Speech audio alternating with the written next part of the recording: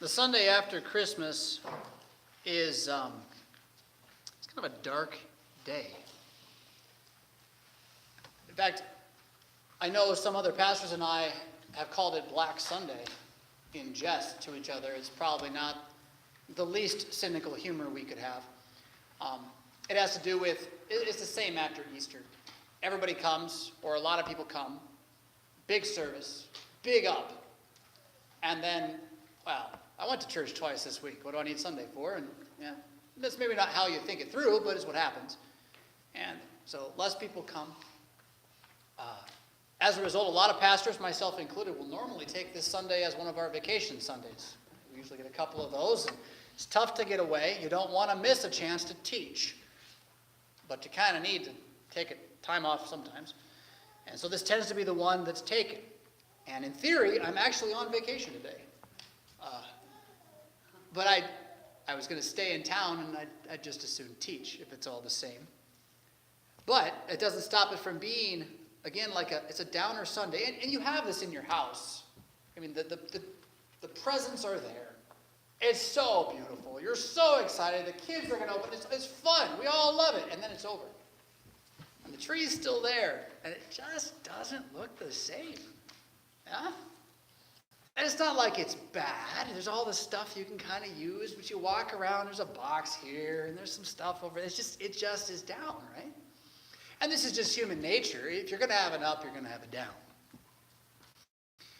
But then, as if that weren't enough, the ancient church, when they put together the lectionary that still forms the basis for all of our church calendar, and as a result is influencing the way that the Old Testament lectionary is being built by me, they chose this Sunday to not let us forget that along with shepherds and angels and wise men, you also have murdered babies for Christmas.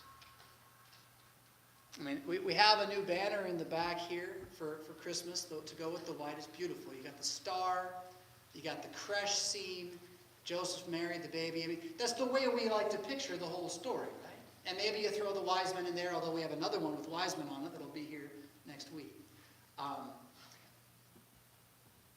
Isn't it interesting that I've never seen a creche with Roman soldiers or Hebrew soldiers taking 2-year-old boys out of their mother's arms to kill them? Like, we don't put that in the picture. It's kind of like the Noah's Ark thing we talked about a couple weeks ago, right? We don't put the dead bodies in the water. We just put the floating menagerie on the sea. And that's our tendency as humans, to want to enjoy what is good that God gives while ignoring the evil we have brought alongside of it and all that it means. And I'm not saying you're wrong to not have dead babies in your pictures at home. But again, the ancient church has left us unable to tear that part of the story away. And to see that from the very beginning, Jesus coming among us, well, it meant death. It was to deal with death, to handle death, but it meant more death. His own, first and foremost, but then also all those who will be tied to his name.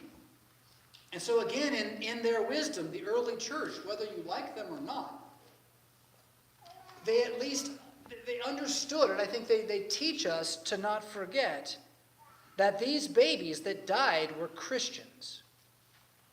Now, granted, they had not grown up and been confirmed or given their lives to Jesus or any such thing. They were merely people who had received the promises given to Abraham, Isaac, and Jacob. That's all they were, or people who had the promises given to them. And in their life, what that meant, both for those in Moses' day and for those in Jesus' day, what that meant was they were circumcised on the 8th day. They were marked physically by a sign that God created to mark them as the people whom he was saying, I'm saving the world and you're included. So they had that. And as a total aside tangent sucker punch, so did the thief on the cross. When people say, he wasn't baptized, so how could baptism save? Well, he was circumcised, and baptism had not been given to the nations yet. That's how. Anyhow. The early church saw these babies were Christians. And whether or not every single individual of them indeed had faith, it doesn't matter. I don't know. But they were in the people who had faith. They were with the people who had faith. And in this, when they die for the faith. They die because they are Hebrew people who are under the belief that their king will be born to save them from sin, death, and the power of the devil. And a man who does not want that to happen, because it will mean the end of his power, kills them for it. So these are the first martyrs of the church. The first people who die because they have the blood of Jesus close to them, on them even. Now again, it's not the most Merry Christmassy thing ever, and yet when the early church remembered this and put this here in this festival season of Christmas, 12 days of Christmas, it's all festival. It wasn't like it was like, oh, sad. It was more like blessed people elected to die in the faith of Jesus. And you see this in the book of Acts, especially with all the early Christians as they're coming to faith. Like Peter and James and John, they get arrested and beaten. And then they come from that situation thanking God that they were allowed to speak his word to people who didn't have it, and that he counted them worthy to suffer in the process. I mean, how inverted is that, right? From human nature. We don't think that. It's not just we Americans. We humans don't think that. Oh, thank goodness I got to not only talk about Jesus today, but he punched me afterwards. That was great. Like, we don't do that. And yet they did do that. And I'm not asking you to try to have that desire, but I am asking you to, well, I guess be a little bit humiliated that we don't have any august comfort in the concept of martyrdom. It's like to be martyred would be to lose out, when it's the other way around. And these babies, again, they teach us that. Now, I can't go past this also, and this is another sort of sucker punch, but it really, I don't even know how we deal with this as Christians, honestly. And we there's no place for us to do it enough. And if not now, then never. Because I think that we sit here from 2,000 years later and we look back and we think, man, that awful Herod, what a bad man. Look at what he did.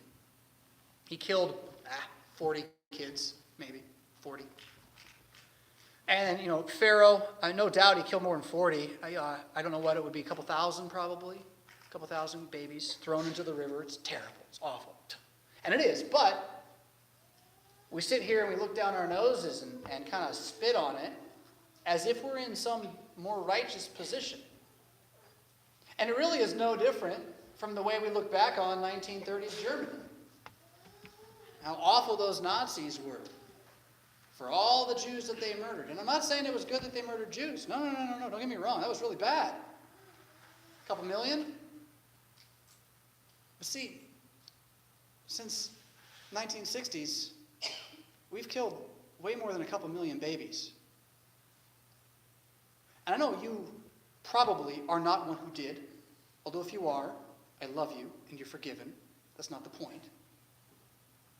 The point is not you individually, the point is us as a people. And to sit and look back at history and say, oh, they were so bad, when we're far worse. We just can't ignore that, So what was Herod? What was Pharaoh? Who are we? Who was Hitler? We are all pawns. Pawns in a game being played by a spiritual order that we cannot see or perceive.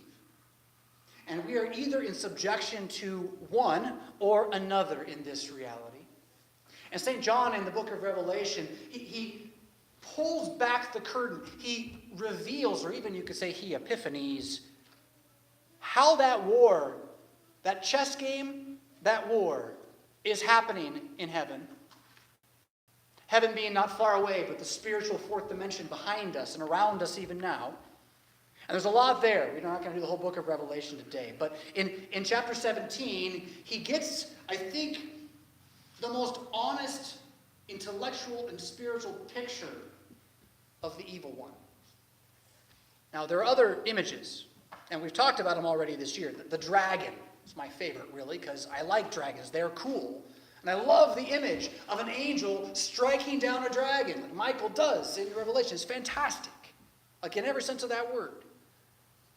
And you have Lucifer in Revelation depicted also as a mighty star that falls out of the heavens and crashes into the abyss and brings bitterness with it.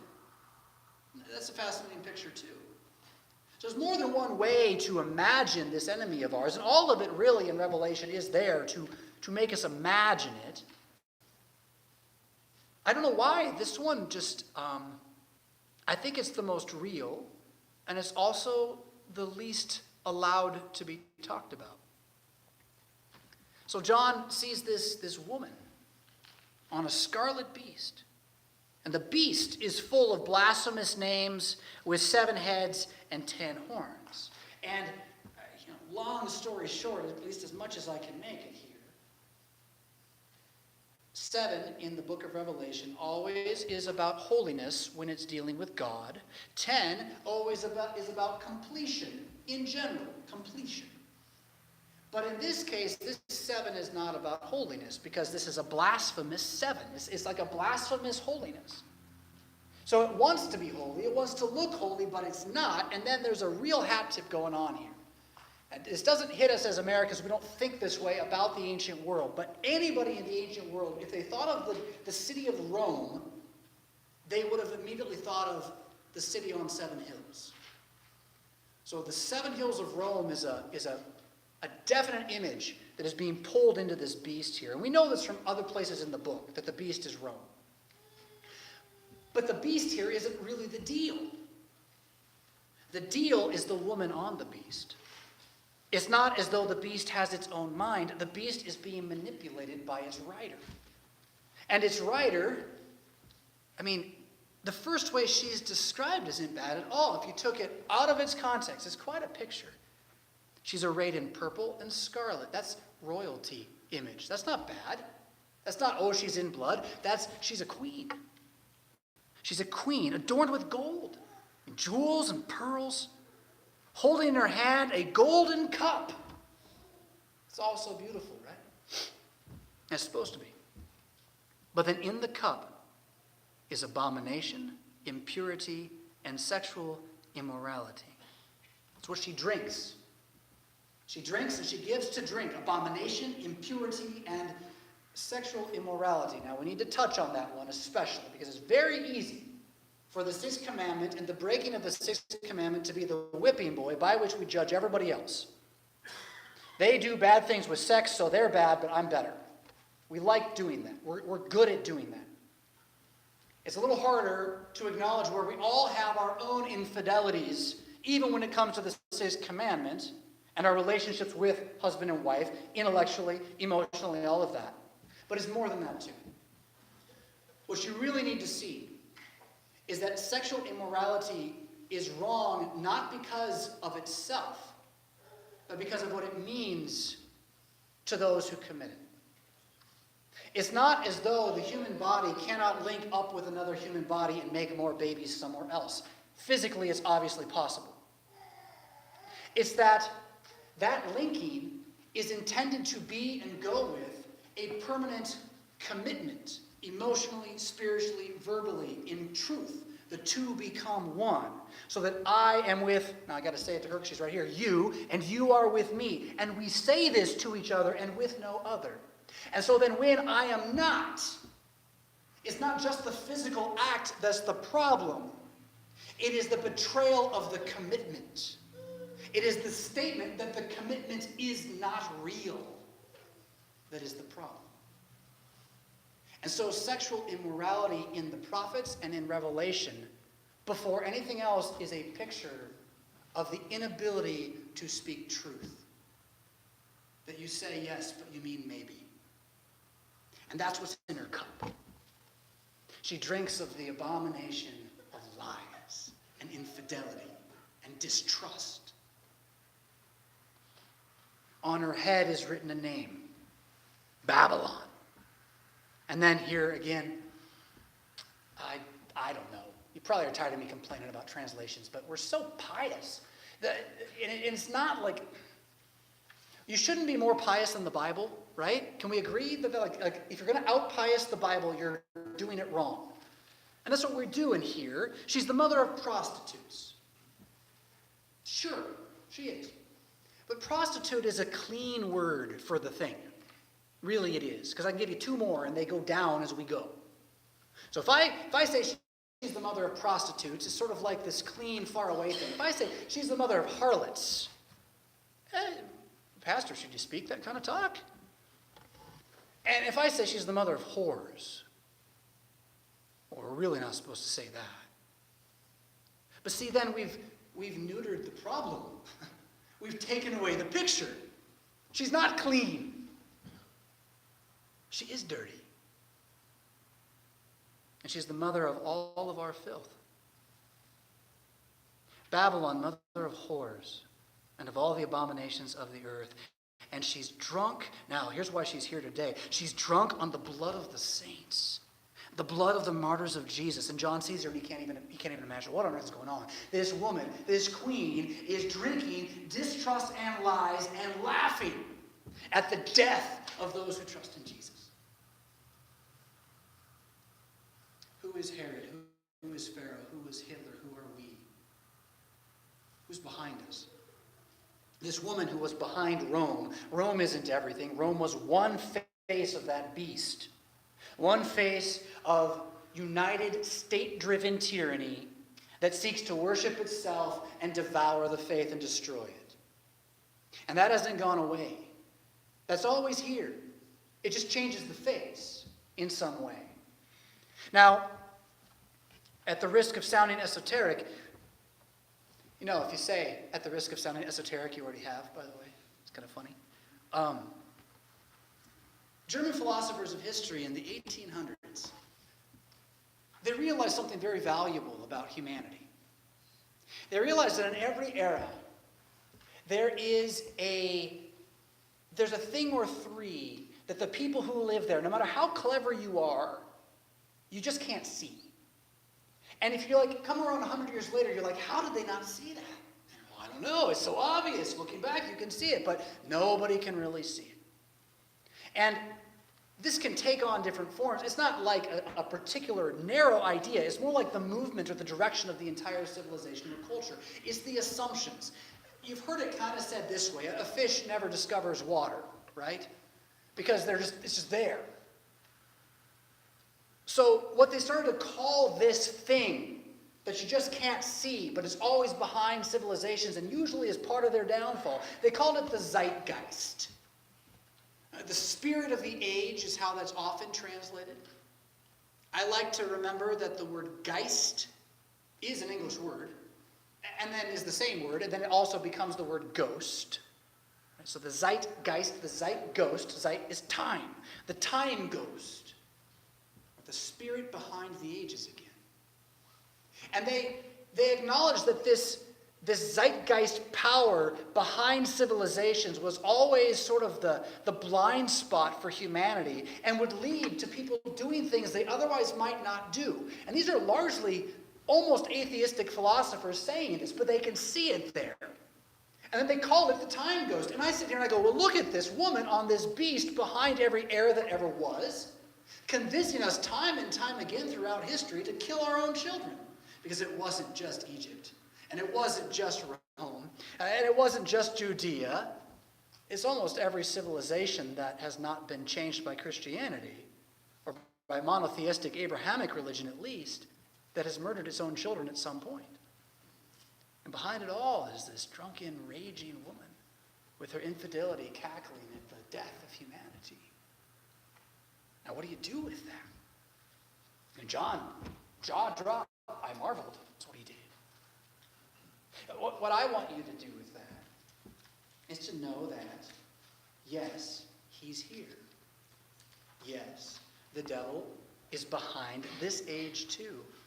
And in all likelihood, wherever you think, and wherever I think I can pinpoint what he's really doing, I'm not that clever, and neither are you. The zeitgeist blinds us. And think of the hymn that Luther wrote. How's it go? Oh, I'm not going to get this straight. It's verse 2. How's it start? A mighty fortress is our God. I got to start from the start. A mighty fortress is our God, a strengthy shield and weapon. He holds the something every need. Now I'm really failing you. Second verse. It's about the devil. Oh, I want the words. I'm going to look it up. Why not? You can't go anywhere.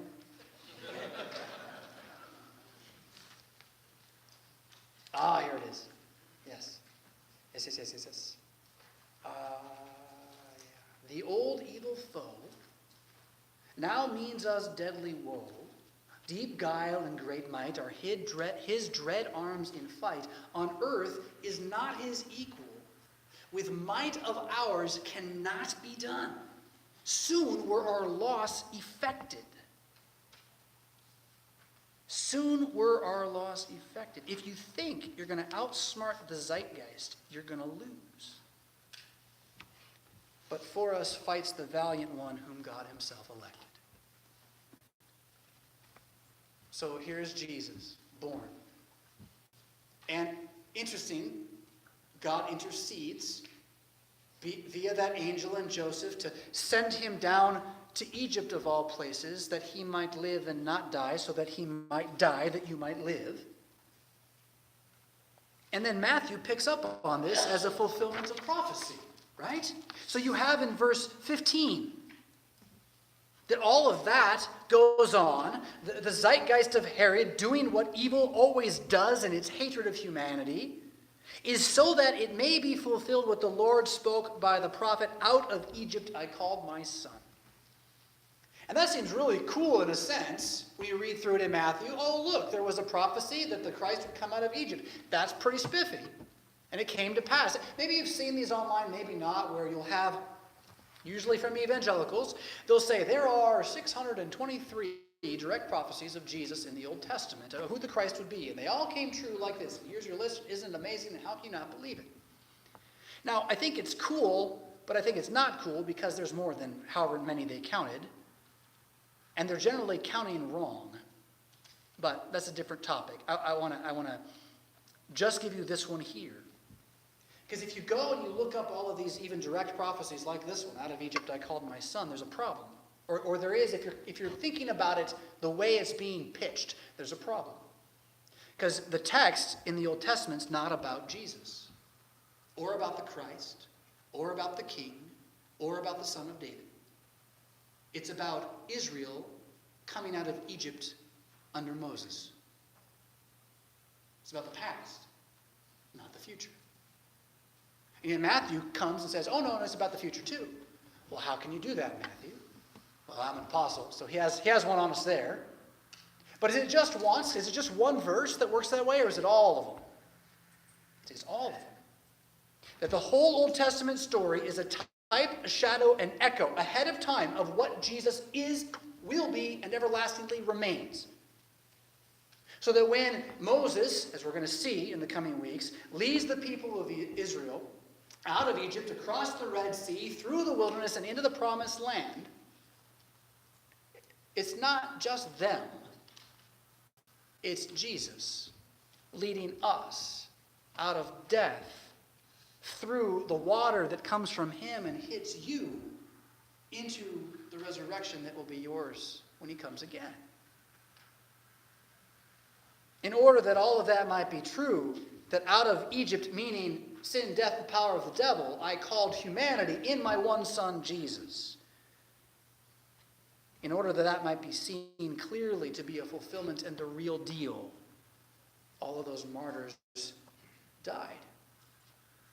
And this is important too. We pray in our prayers so regularly for the healing of those we love. And yet, how often do we pray that we would die in the faith? That when we do face the day we cannot heal, it will be with the good confession on our lips. Isn't that more valuable than such things? Matthew also quotes Jeremiah. He says, we might have to, it might stop because of the battery. Oh well. He quotes Jeremiah talking about Rachel. Rachel, the wife of Jacob, second wife, by whom Joseph and Benjamin are born. His favorite, dies in youth, was barren for many years, leads to all the hootenanny with the extra women and the multiple sons and all that.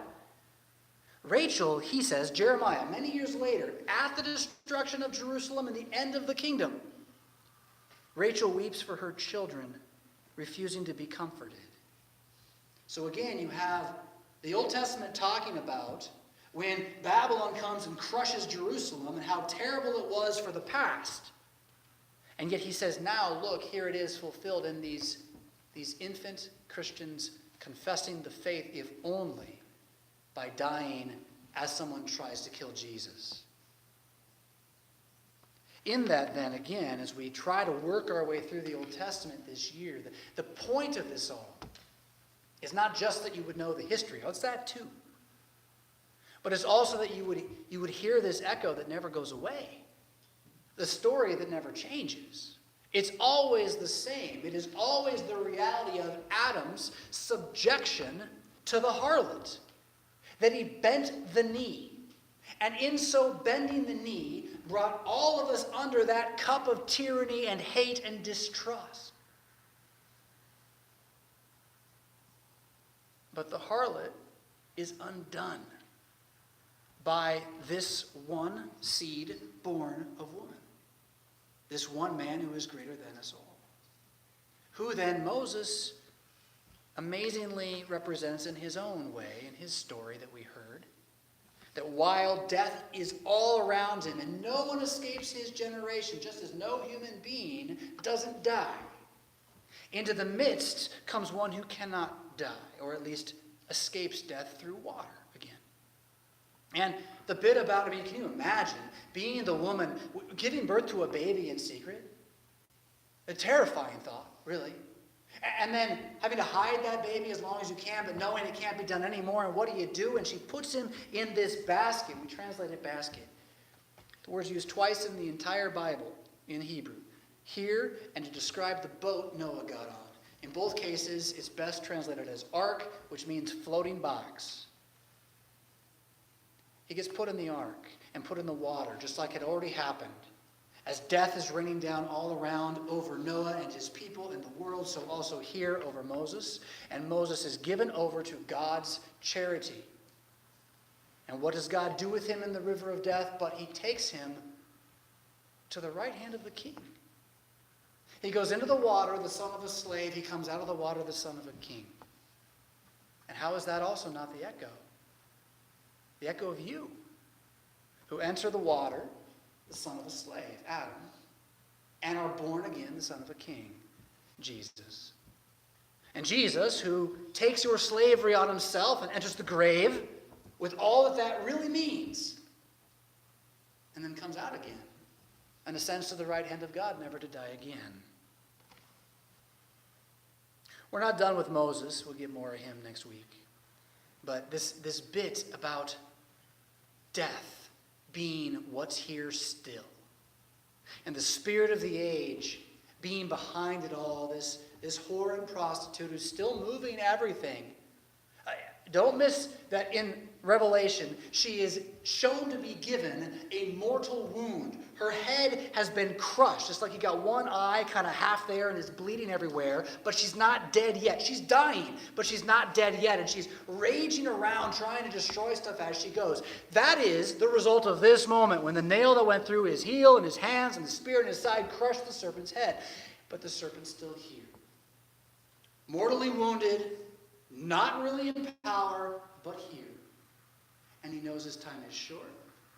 And his only joy is the loss of your faith. It's his only joy. Soon were our loss affected, but for us fights the valiant one. I don't want you to walk out of here afraid today. I don't want you to walk out of here sad today. I want you to walk out of here firm today. firm in knowing who the enemy is, and firm knowing that Christmas means the enemy's done, even though the enemy's still here.